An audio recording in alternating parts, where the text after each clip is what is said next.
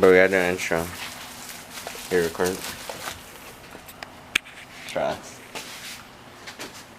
This is how we do an intro. So today we're going to be installing this seat right behind me into my Miata right there. So these right here are the current factory seats, and as you can see, there's not a lot of legroom here, so the aftermarket racing seat should make our seat ride lower, so I'll have more legroom. Yeah, because he's already like that, you know? Yeah, and it's red, so it matches the car. He's making everything red, guys. Yeah. I got this seat used on Facebook Marketplace, so... Because he's a cheapskate, yeah. Okay. So we're going to clean it up and then put it in. So I want to sit in a dirty seat. I think you should sit in a dirty seat because you need a dirty seat for a dirty guy. Okay. That's why I go to your car for that. Oh, okay, buddy. Guys, this goofy guy, show him what your vacuum does, Gabriel. Throws poo-poo everywhere. Okay, for the record, I did not use this last time I used it. It was working fine. It's throwing poo-poo because he destroyed it.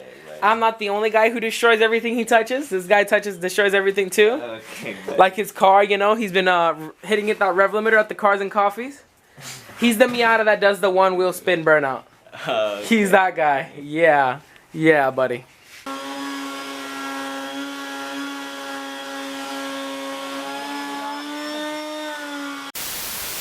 Okay, so this goofy guy is thinking he doesn't need to cut the seat, when I told him he has to cut the seat to take it out. No, you see, look, there's a zipper here. Uh-huh. Because this Miata has... It's the bougie headrest speakers. Yeah. It's the bougie speakers. If yours doesn't have that, you don't have to worry. Because he's bougie, this guy. Okay. Okay.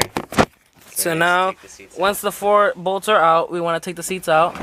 Which, you don't need to remove the hardtop. Sure. I'm going to show you how to do it without it. Yep, let's see. You go like this.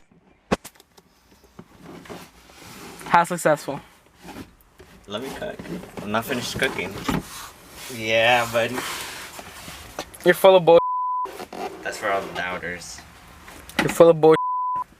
Goofy, you can't say that in the video. You're the video.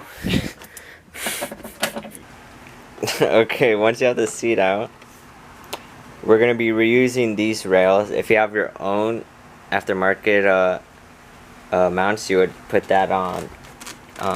But we have these. I got some jass performance adapter rails for the Sprint Sparco seat.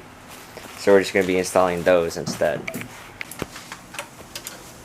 So you just screw these in, just like that. And you do the same on the other side. True.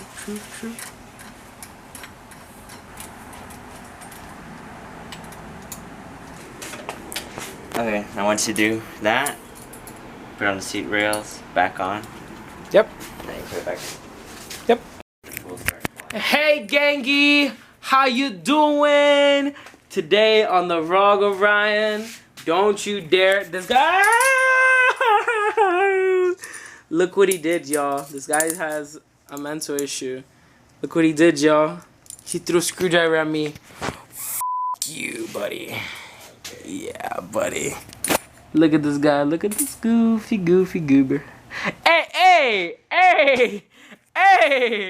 Hey, that's not nice. He's vacuumed up the seat. We're putting the stock Miata rails now. So you just line it up same way you took it off.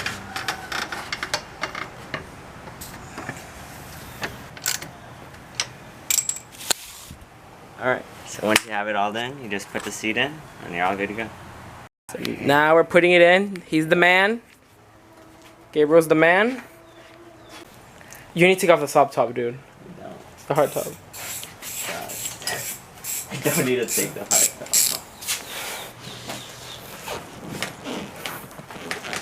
Goofy scratching his brand new seat. Goofy needs to take off the hard top. What did I tell Goober from the beginning? No way. Goofy's him. I'm him. And Goofy's not him. Goofy's him. Exactly. Okay, so we're starting. Give me my nut.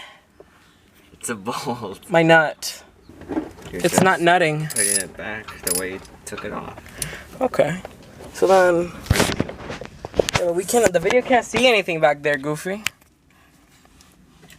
But yeah, we just put it away. Put it on the way we put it back in. So simple.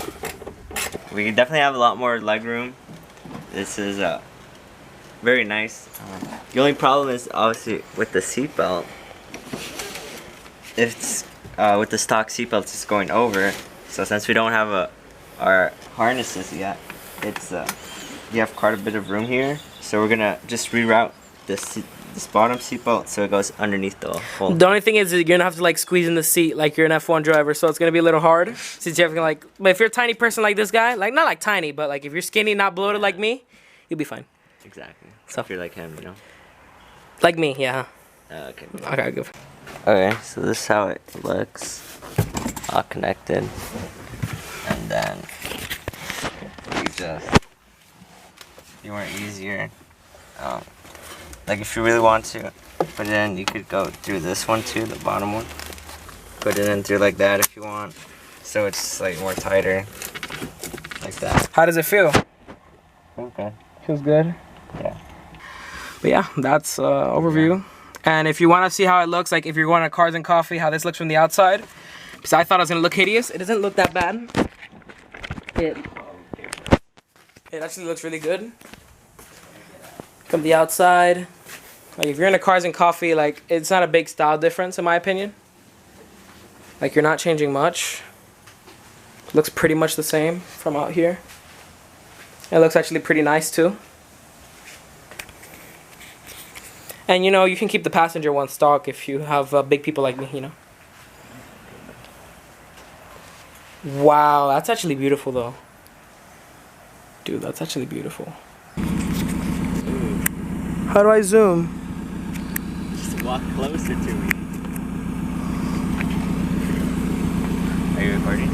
Yeah. Okay, but that's a little too close. Okay, so we just finished doing a test drive. I gotta say, it's much better. You could like feel yourself planted in the seat, and this definitely helps for me for autocross. You don't have to worry about keeping yourself straight while driving. You can just let the seat do its thing, you know. And I also love how it looks. It goes great with the car.